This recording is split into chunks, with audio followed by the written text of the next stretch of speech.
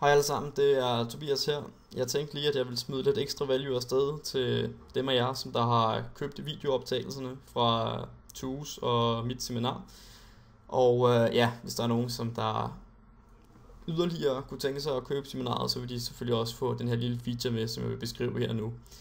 Det som jeg har gjort, det er, at jeg har været inde og uploade den HUD, som jeg bruger i den Dropbox-mappe, som jeg har delt med jer, der har købt seminaret. Og den her HUD, som jeg har uploadet, det er ikke fordi, at I nødvendigvis skal erstatte den HUD med jeres egen. Men det, som jeg tænker, der er rigtig mange, der kan få noget værdi ud af, det er, at I kan tage og copypaste de HUD pop-ups, som jeg har i min HUD, over til jeres egen. Fordi at jeg kan se, at rigtig mange af dem, jeg coacher, og ja, mange af dem, der spiller på de lavere niveauer, de har ikke lige fået anskaffet sig eller brugt tiden på at få lavet nogle gode pop-ups, og Tue, han refererer jo rigtig meget til meget specifikke stats i løbet af hans oplæg, og der er ikke nogen tvivl omkring, at det er meget værdifuldt at have specifikke stats på sine modstandere. Det som jeg mest helt konkret snakker om, det er faktisk simpelthen, at ja, på min HUD, der har jeg jo den her VPIP og Prefab Race, og så har jeg nedenunder, der har jeg Trebit og Fold to Trebit. Og som I kan se her nu, eller som jeg allerede har været ved at se, så hvis jeg kører musen henover, lad os sige det her ikon her, altså Trebit staten, så kommer den her pop-up frem, hvor at jeg helt specifikt kan se, hvor meget min modstander trebitter fra de forskellige positioner. Så jeg kan altså her gå ind og se, hvor meget den her modstander hernede, han har trebittet versus early position i MP, hvor meget har han trebittet versus early position i cutoff, hvor meget har han trebittet versus spotten i small blind og så videre og så videre. Det kan I jo selv læse. Derudover så er der jo også den her hot pop-up ved fold to trebit. Der kan vi se hvor meget, der kan vi se her, som der står versus hero, hvor meget har han foldet til trebits specifikt mod hero. Vi kan også se hvor meget folder han til trebits fra early position, når han bliver trebittet i position og så videre og så videre. En anden pop-up jeg også synes er meget god, det er CBET pop-up'en her. Der kan vi se hvor meget han CBEtter i single race pot trevejs, hvor meget han CBEtter i position i single race pot, hvor meget han CBEtter ud af position i single race pot, hvor meget han CBEtter i trebettet pot og så videre og så videre. Altså kan vi få nogle meget mere specifikke stats, og fordelen ved at have lige en pop-up, det er selvfølgelig, at hvis man skulle have alle de her stats på sin HUD, jamen, så ville den jo fylde hele bordet. Og hvordan får I så lige importeret den? Det er det næste, som jeg lige vil vise jer her nu. Så den måde, I får hentet de her pop-ups på, det er ved at gå herind i Dropbox-mappen, som jeg har delt med alle, der deltog i seminaret, og som der har købt videooptagelserne.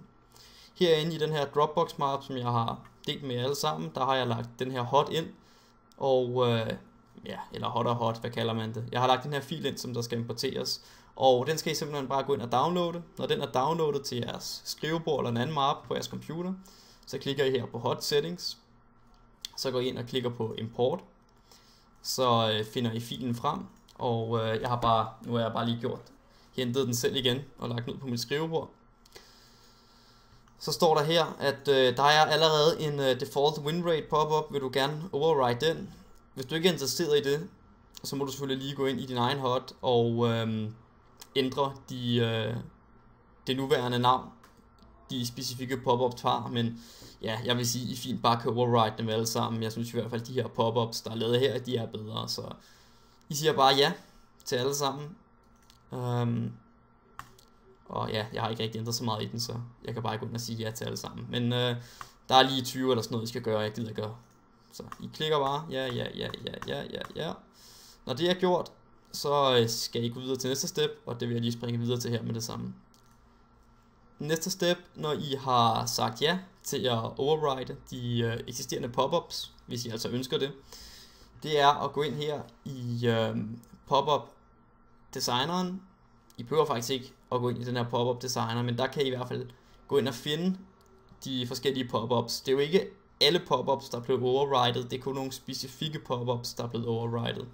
Og for eksempel så var der jo 3-bit-staten, den kan vi finde, eller 3-bit hot pop-up'en er det jo, den hedder 3-bit her, så den kan vi for eksempel se her. En anden vi kan finde frem, det er jo for eksempel den her C-bit hot pop-up, og der kan I se specifikationerne her, og dem kan I jo så også redigere frit i, hvis I vil. For at tilføje dem til jeres eksisterende hot, så skal I gå ind i hot designeren, så skal I klikke på for eksempel Total 3-bit. I må undskylde, det var mig der lige kom til at sige forkert der i et sekund. Det er ikke hot designer I skal gå ind i, det er stat appearance. Herinde i stat appearance, der kan I se jeres hot med de individuelle stats I har angivet i den hot I har vist ved bordet. For så at tilvælge den specifikke pop-up I gerne vil have til den, så skal I vælge den pop-up som der er her i scroll down og scroll up menuen. Så her til flop C-bit, så går I ind og vælger C-bit pop-up'en, som I kan finde specifikationerne på inde i den her pop-up designer, hvor I som sagt også kan redigere den. Det samme gør I med for eksempel fold to flop C-bit, den går I så ind og markerer til at hænge sammen med den her, og husk at klikke på apply. Og ja, det er sådan set det hele, der er at gøre. Når I har gjort det, så skulle det hele gerne spille. Så ja, det var lige hvad jeg havde til jer den her gang, og have en rigtig god dag.